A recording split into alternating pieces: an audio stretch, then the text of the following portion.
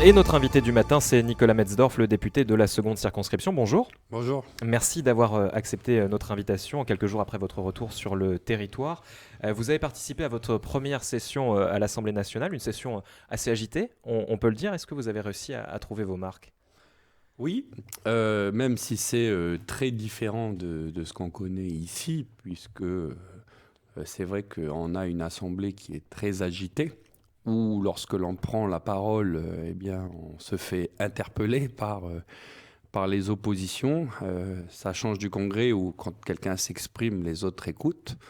Là-bas, quand quelqu'un s'exprime, les autres l'interpellent et le houspillent. Donc, il faut comprendre tout ça, il faut s'adapter, mais je crois que j'ai réussi à m'intégrer parce qu'aujourd'hui, je suis dans le bureau du groupe Renaissance à l'Assemblée nationale. Donc, je fais partie un petit peu des 20 députés sur les 180 que compose le groupe Renaissance.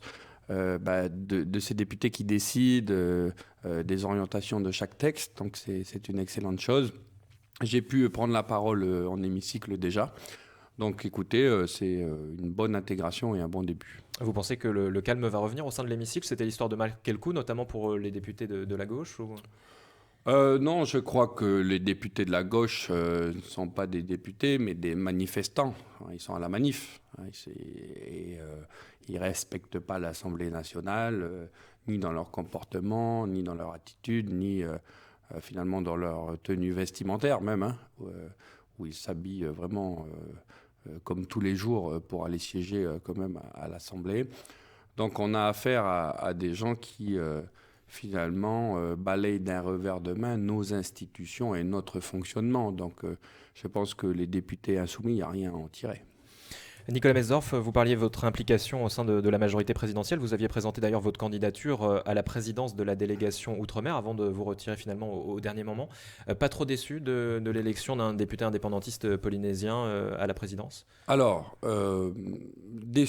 pas déçu que je ne sois pas élu parce qu'on le savait, sur les 27 députés ultramarins, 17 sont de la NUPES. Donc on n'avait pas du tout la majorité pour pouvoir l'emporter. L'idée pour moi, c'était de me positionner comme candidat pour peser au sein de la majorité et pour me faire connaître, parce que quand on fait partie de 180 députés, il faut quand même jouer des coudes. Donc me présenter comme candidat, c'était aussi me faire connaître par la majorité. Je savais que j'avais peu de chance et quasiment pas de chance de l'emporter. Donc en termes d'affichage, de positionnement, de reconnaissance comme étant un député des Outre-mer par l'ensemble des autres députés, ça c'est réussi. Ensuite, on a essayé de faire battre M. Brotherson parce qu'effectivement, on considérait qu'un indépendantiste à la délégation des Outre-mer, ce n'est pas un bon signe, notamment pour la Nouvelle-Calédonie. Malheureusement, ils ont été unis au sein de la NUPES derrière sa candidature et donc il l'a emporté. Quel est le rôle de cette délégation ? Quel rôle peut... Oh, elle a pas un rôle fondamental, elle a un rôle de consultation des députés sur les dossiers Outre-mer, où les députés donc du coup peuvent étudier ce qui se passe, faire des missions spécifiques sur tel ou tel sujet, mais il n'y a pas vraiment de poids politique qui peut faire infléchir dans telle ou telle direction un dossier. Voilà, c'est plus un regroupement de députés ultramarins de l'Assemblée nationale qui se mettent ensemble pour travailler sur les sujets qui sont attraits aux Outre-mer. Et le député de la première circonscription, Philippe Dunoyer, est vice-président de cette... Oui, l'idée c'était de défendre quand même la présence de Philippe au sein de ce bureau. Et donc, très content qu'on ait eu le soutien, là, pour le coup, des LR et des députés ultramarins neutres, on va dire, pour faire élire Philippe. Quelles sont justement vos relations avec les autres députés du Pacifique, notamment ? Écoutez, on a constitué une équipe pacifique avec Philippe Dunoyer, bien sûr, avec Michael Esseo, le député de Wallis et Futuna, mais aussi avec les sénateurs tahitiens, notamment Teva Roufrich, parce que en métropole, il y a les Outre-mer et les Outre-mer. Il y a les Outre-mer issus des départements, des DROM, qui, eux, de toute façon, bénéficient de l'ensemble des mesures votées à l'Assemblée nationale, puisque ce sont des départements. Donc, c'est comme une région française à part entière. Et puis, il y a les collectivités autonomes des Outre-mer qui, elles, sont principalement dans le Pacifique, puisque c'est Wallis et Futuna, la Polynésie française, la Nouvelle-Calédonie. Bon, après, il y a Saint-Pierre-et-Miquelon et Saint-Barthélemy, mais c'est résiduel. Et donc, l'idée pour nous, c'est de se réunir pour peser au sein de l'Assemblée, peser au sein de la majorité, de manière à ce que les collectivités autonomes puissent bénéficier un maximum des mesures qui sont prises en métropole, même si normalement, on ne devrait pas y avoir droit parce qu'on a choisi l'autonomie. C'est-à-dire que si on n'a pas les mesures métropolitaines qui s'appliquent en Nouvelle-Calédonie, c'est parce que aussi on l'a voulu, cette hyper-compétence au niveau de la Nouvelle-Calédonie. Mais l'idée, c'est quand même de faire jouer la solidarité nationale parce qu'on le voit bien, notre autonomie a des limites, notamment quand on est en période de crise économique et qu'on n'arrive pas à subvenir aux besoins des Calédoniens. C'est ce qui s'est passé typiquement sur la loi sur le pouvoir d'achat. On était oublié de cette loi sur le pouvoir d'achat. Vous avez finalement réussi à obtenir une enveloppe d'1 demi-milliard de francs pour les 3 territoires. Alors, on n'était pas oublié. C'est ça qu'il faut. C'est toute la gymnastique intellectuelle. On n'est pas oublié. C'est juste que on est compétent en la matière. Donc, les mesures qui sont prises en France sur le sujet pouvoir d'achat ne peuvent pas s'appliquer en Nouvelle-Calédonie, puisque normalement, c'est le gouvernement calédonien à prendre ces mesures-là. Mais vous espériez obtenir quelque chose? Ah bien, on s'y était engagé pendant notre campagne avec Philippe à dire, même si nous sommes compétents en la matière, on va aller chercher la solidarité nationale, parce qu'aujourd'hui, notre autonomie ne nous permet pas de faire vivre nos citoyens correctement. Et donc, c'est ce qu'on a porté avec Philippe Dunoyer. Alors, ça a été pas facile, parce que, vous savez, quand on va à l'Assemblée nationale demander de l'argent pour la Nouvelle-Calédonie sur des compétences qui relèvent de la Nouvelle-Calédonie, l'État nous dit, alors déjà, vous avez voulu l'autonomie, donc maintenant, il faut l'assumer. Et puis, en plus, vous nous demandez de l'argent, mais votre fiscalité sert votre pays, et ce n'est pas une fiscalité nationale. Donc, les recettes de la Nouvelle-Calédonie ne vont même pas dans le pot commun de la France. Donc, ils ont des bons arguments, mais bien sûr, derrière, on dit, attendez, nous sommes des Français quand même, on a des particularités parce qu'on est une île, on doit tout importer, c'est plus cher, la vie est structurellement plus chère, etc. Et donc, il faut faire jouer la solidarité nationale, etc. Alors, c'est vrai que c'est plus facile quand on est dans la majorité pour se faire entendre, clairement. Donc, on a beaucoup travaillé avec M. Karenko, avec son cabinet, avec M. Darmanin, et on a obtenu à la fin, finalement, donc ce demi-milliard.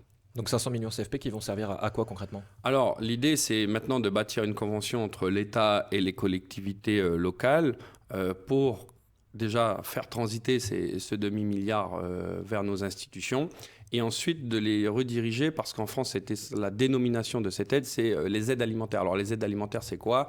Ça peut être un soutien au Secours catholique, à la Croix-Rouge, au système de bons alimentaires que font les communes pour les personnes les plus démunies, pour qu'ils puissent acheter un minimum pour vivre. Donc c'est vraiment pour les publics les plus défavorisés? Oui, c'est vraiment pour les publics les plus défavorisés. C'est une mesure qui a été mise en place en métropole et qu'on a réussi à étendre ici. Alors vous avez eu aussi, d'une manière plus générale dans l'actualité politique, eu des contacts avec le ministre chargé des Outre-mer, Jean-François Carenco. Sur quel sujet vous l'avez interpellé? Sur l'avenir institutionnel. Alors, pas que ça, il y a eu l'histoire de la prison, du service militaire, etc. Mais d'abord, l'avenir institutionnel, en lui disant que nous étions quand même assez pressés de sortir du carcan de la fin de l'accord de Nouméa et que nous étions très volontaires sur le fait de construire un nouveau statut pour la Nouvelle-Calédonie au sein de la République et de sortir un petit peu de cette question indépendance ou pas indépendance. Donc l'idée, c'était de lui dire il faut vite réunir l'ensemble des partenaires autour de la table et trouver des solutions parce que les gens continuent de partir de Nouvelle-Calédonie. On a vu 18 000 personnes ont quitté le pays. On continue d'avoir un manque de visibilité sur notre économie, un manque d'investissement. Et donc l'idée, c'est de trouver rapidement un accord avec les indépendantistes. Et donc, ce que je lui ai dit, c'est qu'il fallait prendre rapidement contact avec les indépendantistes parce qu'aujourd'hui, ils ne souhaitaient pas venir à la table des discussions au comité des signataires pour les convaincre de les faire venir parce qu'il reste encore du temps jusqu'à septembre.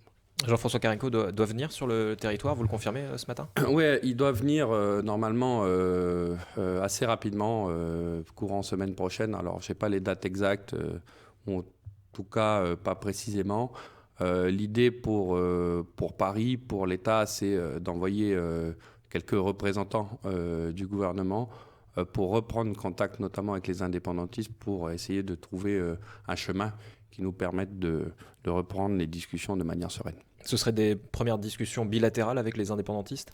Non, là pour le coup, ça ne serait pas des bilatérales, c'est vraiment une approche, on va dire, non officielle. Enfin, voilà ce que je veux dire, de prise de contact, de connaissance des acteurs, d'établissement de la confiance aussi entre les uns et les autres.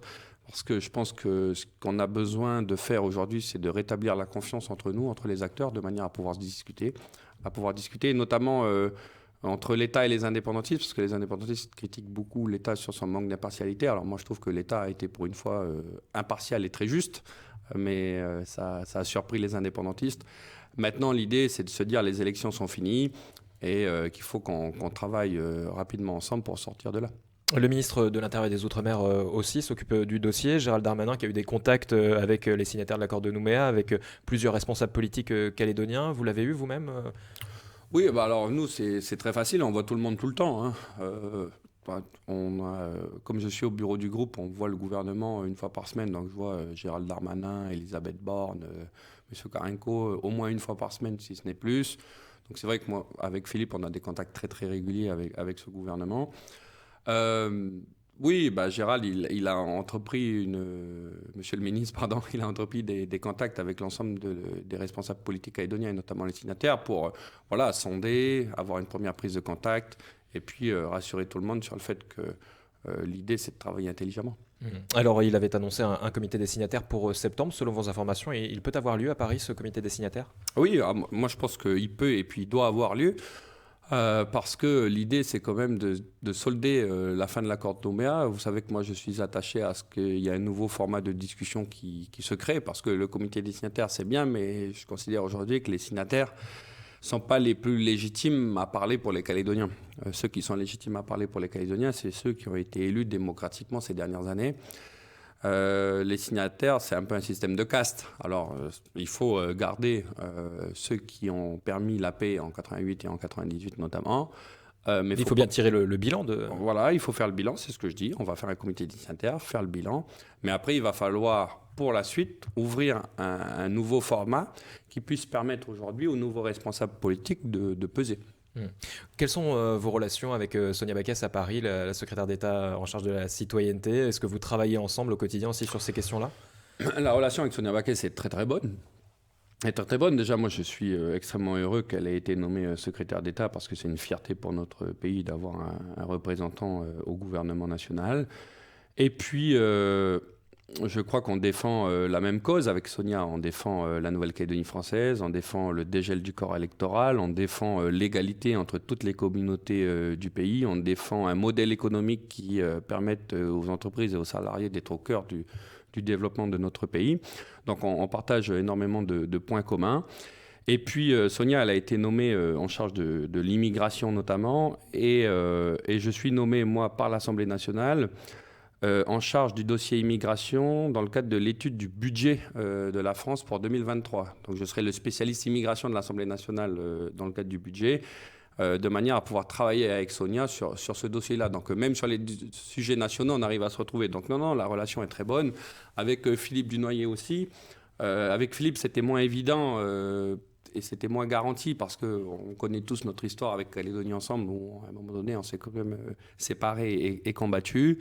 Et on a réussi à rebâtir un lien de confiance assez étroit parce que quand on est là-bas, on travaille d'abord pour la Nouvelle-Calédonie. Et aujourd'hui, je suis heureux de pouvoir dire que nous travaillons très bien avec Philippe et Sonia. Nicolas Mesdorf, vous restez élu à la province Sud et au Congrès. Est-ce que vous allez participer à la séance du renouvellement du bureau et au président du Congrès? Oui, je serai là, bien évidemment. C'est un moment important de notre vie politique. Je souhaite, moi, que les équilibres soient rétablis en Nouvelle-Calédonie sur ce sujet, puisque aujourd'hui, les indépendantistes ont les pleins pouvoirs dans notre pays. Ils dirigent les 2 tiers des communes, 2 provinces sur 3, le gouvernement, le Congrès. Les loyalistes, il ne reste plus que la province Sud. Je trouve ça absolument incroyable, alors que nous sommes majoritaires en Nouvelle-Calédonie et que... au moins, nous devrions partager l'exercice du pouvoir au niveau pays entre le Congrès et le gouvernement. C'était d'ailleurs la logique qui avait prévalu lorsque l'éveil océanien avait élu Rocco Amiton au Congrès, parce qu'ils avaient dit que le président du gouvernement était, à l'époque, Thierry Santa, était loyaliste et qu'il fallait donc donner le Congrès aux indépendantistes. Aujourd'hui, ils ont le Congrès et le gouvernement, donc je demande à l'éveil océanien de respecter l'équilibre sur lequel ils se sont engagés. Il y a des discussions actuellement. Quelle est la donne politique? La séance a lieu le 30 août, mais est-ce qu'il y a déjà des discussions? Il y a bien évidemment des discussions entre les uns et les autres. Alors, du côté loyaliste, on est quand même, je trouve, assez unis Et j'ai bon espoir qu'on arrive à présenter un candidat commun à la présidence du Congrès avec l'Avenir en Confiance. L'Avenir en Confiance a dit qu'il ne présenterait pas de, oui, voilà, de donc candidat. c'est pour ça que c'est bien parti. Avec Calédonie Ensemble aussi, je pense que ça devrait le faire. Maintenant, c'est à l'éveil océanien de choisir. Alors après, on discute avec eux, mais je suis aussi partisan de pas se vendre pour nos valeurs. C'est-à-dire que on peut discuter de compromis pour avoir la présidence du Congrès, mais pas de compromission. Voilà. C'est-à-dire que si les demandes de l'éveil océanien sont trop élevées, il est hors de question qu'on négocie des choses sur lesquelles on ne s'est pas engagé dans notre mandat politique. Nicolas Metzdorf, vous restez donc encore quelques semaines en Nouvelle-Calédonie avant de repartir à Paris? Oui, bien évidemment. Je ne voudrais pas louper la foire de Borail, qui est pour moi un événement important dans ma circonscription. Et je suis toujours très heureux d'aller défendre le secteur agricole qui m'est très cher. Je voulais surtout ne pas louper la séquence renouvellement du Congrès également.